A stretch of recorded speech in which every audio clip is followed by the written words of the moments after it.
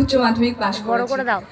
সকলকে শুভেচ্ছা জানিয়ে কয়েকটা কথা বলছি, যদিও আবৃত্তি বলতেই আমাকে বলা হয়েছে, কিন্তু আমি দিদির কাছ থেকে বলেছি আমি দু চারটে কথা কিন্তু বলবো। আমারই স্কুল তো, তাই এসে একটু তো আবেগঘন হয়ে পড়বোই। তার সাথে যখন এতদিন পর ব্যাচমেটদের সাথে দেখা, আজকে আমি এখানে এলাম একটা খুব সুন্দর অনুষ্ঠানে, 90 বছরের পূর্তি, তার সাথে পুনর্মিলন। এরকম অনুষ্ঠান কিন্তু খুব সহজে হয় না, বা এটা খুব সহজে অর্গানাইজ করাও যায় না। যারা অর্গানাইজ করেছেন, প্রাক্তনী এবং বর্তমান বিদ্যালয়ের শিক্ষক, শিক্ষিকা, প্রধান শিক্ষক অবশ্যই, তার সাথে স্টুডেন্টরা, যদিও আমি এখানে স্টুডেন্টদের সংখ্যা খুব কম দেখছি। আমাদের সময় কিন্তু এটা ছিল না, তাই তো স্যার? ভৈরব স্যার বসে আছেন। আমরা কিন্তু সবাই প্রথম দিক থেকে একদম লাস্ট অব দিয়ে থাকতাম। তবুও এই যে আয়োজন, এটার জন্য আমি সত্যি শুভেচ্ছা জানাই। আর আমি আসতে পেরে অতীন্দ্রকে কৃতজ্ঞতা জানাবো, কারণ ও 1 বছর ধরে আমাকে বলে রেখেছিল যেন আমি আসি। আর ভৈরব স্যার তো সবসময় আছেন। কিছুক্ষণ আগে যোগজীবন স্যার ছিলেন এখানে, অনেক কথা বললেন, আমি দেখতে পাচ্ছি না ওনাকে, তখন ক্লাসরুমের কথাগুলো মনে পড়ে গেল। আসলে এতগুলো কথা আমি কেন বলছি, আমার সামনে স্টুডেন্ট লাইফের কথা একটু বলি। আমার সামনেই আমার বন্ধুরা সব বসে আছে, মানস, পাপিয়া, আলুমরার কথা আমার খুব মনে পড়ছে। যখন সরস্বতী পূজা হতো, সবার আগে শাড়ি পরে আলুমরা পৌঁছে যেত স্কুলে সরস্বতী পূজার দায়িত্ব সামলাতে। এটা আমি কোনোদিন ভুলবো না। আমাদের টিচাররাও কিন্তু আমাদের সাথে সবসময় থাকতেন। এই পরিবেশ খুব সুন্দর, কিন্তু ছাত্র ছাত্রীর উপস্থিতির হার সত্যি কম। আমাদের সময় কিন্তু আমরা সবাই থাকতাম। কাদের উদ্দেশ্যে বলবো? অবশ্যই কয়েকটা জিনিস বলি। কিছুক্ষণ আগে একজন বক্তা বলছিলেন যে ইংলিশ মাধ্যম স্কুল, হ্যাঁ, এখন বাংলা মাধ্যম স্কুলগুলোর অবস্থা সত্যি খারাপ, খুব একটা কেউ পড়ে না। দেখুন, আমি আমার পরিচয় দিচ্ছি। আমি বর্তমানে একটা কলেজের শিক্ষিকা, মানে প্রফেসর বলতে যা বোঝায় তাই, এই বিদ্যালয় থেকে পড়েই।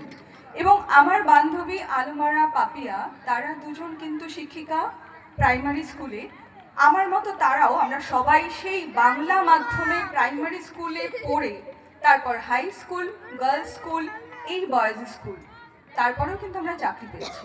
ওরা স্কুলে আছে, আমি প্রথমে স্কুলে কর্মরত ছিলাম, বর্তমানে কলেজে, এবং অবশ্য রিসার্চও করেছি। এবং সবচেয়ে অবাক কথা, আমাদের সাথে কিন্তু সবসময় যতই দূরে যাই, স্যারদের একটা যোগাযোগ ছিল। যেমন মঞ্চে বসে আছেন ভৈরব স্যার, তার সাথে আমার এখনো যোগাযোগ আছে।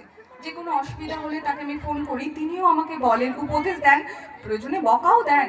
বকাটা না খেলে বড় হব কি করে? কথাগুলো কিন্তু আমি তোমাদের উদ্দেশ্যে বলছি। কচিকাচার দল, ছাত্ররা যারা সামনে বসে আছো, এই কারণে বলছি যে ইচ্ছে থাকলেই উপায় হয়। বাংলা মাধ্যম বা ইংরেজি মাধ্যমের ব্যাপার কিন্তু নয়। আমাকে এখন ইংরেজিতে লেকচার দিতে হয়, কিন্তু আমি ইংরেজি মাধ্যমে পড়িনি।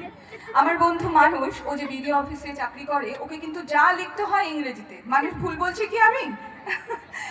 তো ইংরেজি বা বাংলাটা কিন্তু মাধ্যম হিসেবে আমাদেরকে চাইলে পরে সেটা কোথাও প্রতিবন্ধকতা সৃষ্টি করে না। ইচ্ছেটা আর নিজের লক্ষ্যে পৌঁছানোটার জন্য নিজেকেই সবসময় তৈরি করতে হয়। হ্যাঁ, শিক্ষক শিক্ষিকাদের কাছ থেকে নিজেকে জিজ্ঞেস করতে হয় কি করব। তারা কিন্তু সবসময় পাশে থাকেন, আজও আছেন। আমি তো বললাম, স্যার এখনো আমার সাথে যোগাযোগ রাখেন। আমি ভুলে গেলেও স্যার কিন্তু ভোলেন না।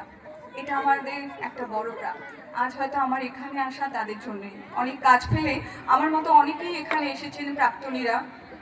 সকলকে শুভেচ্ছা, সকলকে স্বাগত। যে কারণে আমাকে এই পোডিয়ামটা ছেড়ে দেওয়া হলো, একটা আবৃত্তি, এটা মজাদার এই আবৃত্তি। তোমরা হয়তো অতটা বুঝবে না, তাহলে একটু বড়দের জন্যই করি। সুনীল গঙ্গোপাধ্যায়ের কেউ কথা রাখেনি। কেউ কথা রাখেনি, 33 বছর কাটল, কেউ কথা রাখেনি। ছেলেবেলায় এক বৈষ্ণবী তার আগমনী গান হঠাৎ থামিয়ে বলেছিল, শুক্লা দ্বাদশীর দিন অন্তরাটুকি শুনিয়ে যাব। তারপর কত চন্দ্রভোগ অমাবস্যা চলে গেল, কিন্তু সেই বৈষ্ণবী আর এলো না। 25 বছর প্রতীক্ষায় আছে।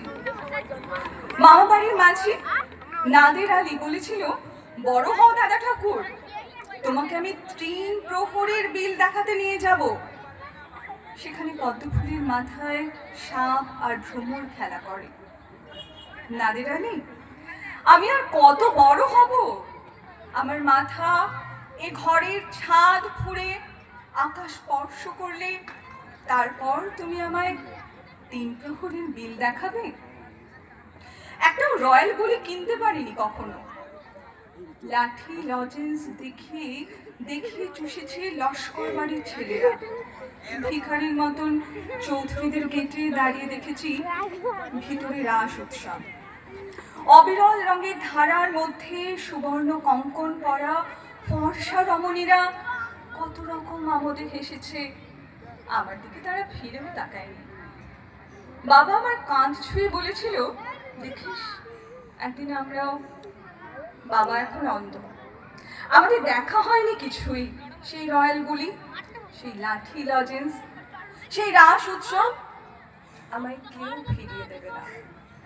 বুকের মধ্যে সুগন্ধি রুমাল রেখে বরুণা বলেছিল, যেদিন আমার সত্যি করে ভালোবাসবে সেদিন আমার বুকেও এরকম গন্ধ হবে আতরের। ভালোবাসার জন্য আমি হাতের মুঠোয় প্রাণ নিয়েছি। দুরন্ত ষাঁড়ের চোখে বেঁধেছি লাল কাপড়। বিশ্ব সংসার তন্ন তন্ন করে খুঁজে এনেছি 108টা নীল পদ্ম। রাখিনি বরুণা। এখন তার বুকে শুধুই মাংসের গন্ধ। এখনো সে যে কোনো নারী। কেউ কথা রাখেনি। 33 বছর কাটলেও কেউ কথা রাখে না। কিন্তু মনে হয় এইখানে অনেকেই কথা রেখেছে, অনেকেই এসেছে, আর এটাই যারা আয়োজন করেছে তাদের বড় পাওনা। সবাই ভালো থাকবেন। এভাবে আমাদের স্কুল আরো এগিয়ে যাক, আরো ছাত্রছাত্রী হোক, এবং স্টুডেন্ট ও টিচার রিলেশন, মানে শিক্ষক শিক্ষিকা ও ছাত্রছাত্রীদের বন্ধন আরো দৃঢ় হোক। নমস্কার।